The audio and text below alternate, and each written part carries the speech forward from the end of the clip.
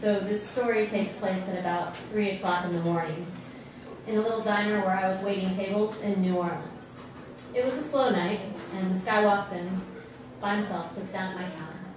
He was tall, a little older than me, looked like he was coming from a party. So he ordered some breakfast, and when I came back with his coffee, he asked me to take a seat. Then he leaned in close, lowered his voice, and let me in on a little secret. He said he was trying to get rid of some swag. He had a ½ ounce right there in his pocket. He wanted to know if anyone around here might be down. I asked him how much. He said if it was for me, he could do 40. I told him to meet me in the back by the bathrooms. So a little while later, we're back there, and he says, "You got 40? So I take out 2 $20 bills from my apron. And he takes the money, reaches into his pocket for the swag, and says, "You know, I think I left it outside in my glove box. You wait here, girl. I'll be right back." So guys, I really suck at buying drugs. This all happened when I was about 20 years old, and in those days, I got ripped off all the time.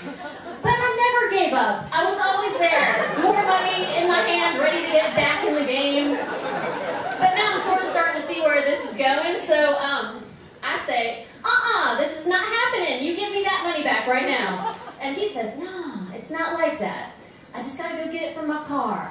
So we go out there together, and he opens up the driver's side door, starts rummaging around, while I walk around to the back of his car and plant both of my hands on his trunk, because I know what's coming.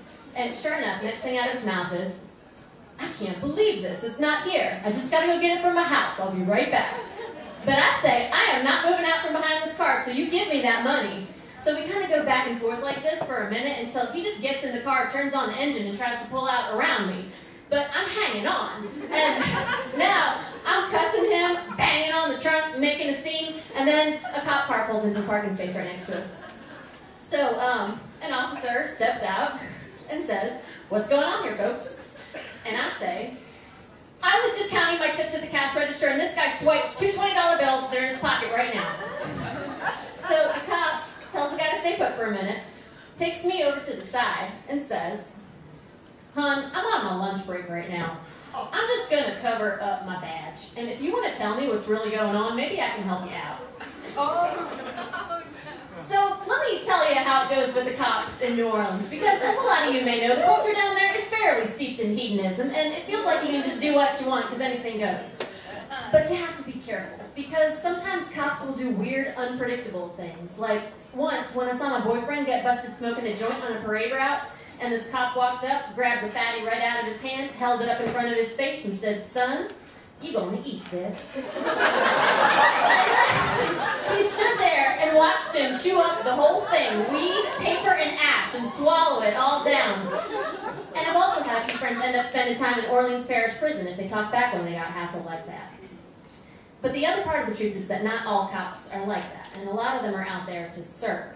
And they're just trying to stop people from destroying themselves and hurting each other, and that is not easy.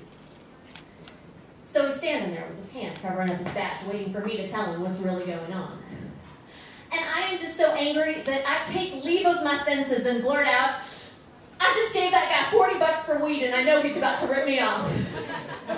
But the cop says, "Okay," and goes to get the other guy's side of the story.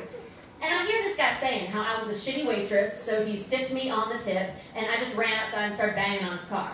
Which does kind of sound like something that I would do. But the cop says, "Buddy, I have to believe the girl in this case, because I just don't think she would say that kind of thing to me unless it were true. She just wants her money back, how about it?" So the guy says, "Officer, I have no idea what you're talking about." And the cop says, "Okay, I can't make you do anything, but I am going to write down your license plate number." And now he looks at this guy's car, and he's got a headlight out.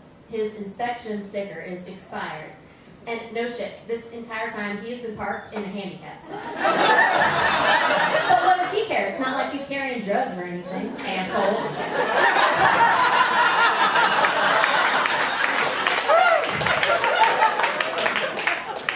The cop says, "I want you to go home and get what you promised her and come right back and put it in your or I'm going to ticket you for $800. And the guy says, "All right, give me 20 minutes. So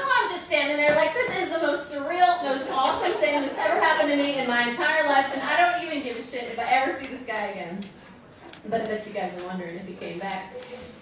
Hell no, that man was not stupid. And thank God one of us wasn't. Look, I don't care how cool he seems. When a cop tells you to go home and retrieve a half ounce of marijuana so that he can officiate over your little late night transaction, do not do that.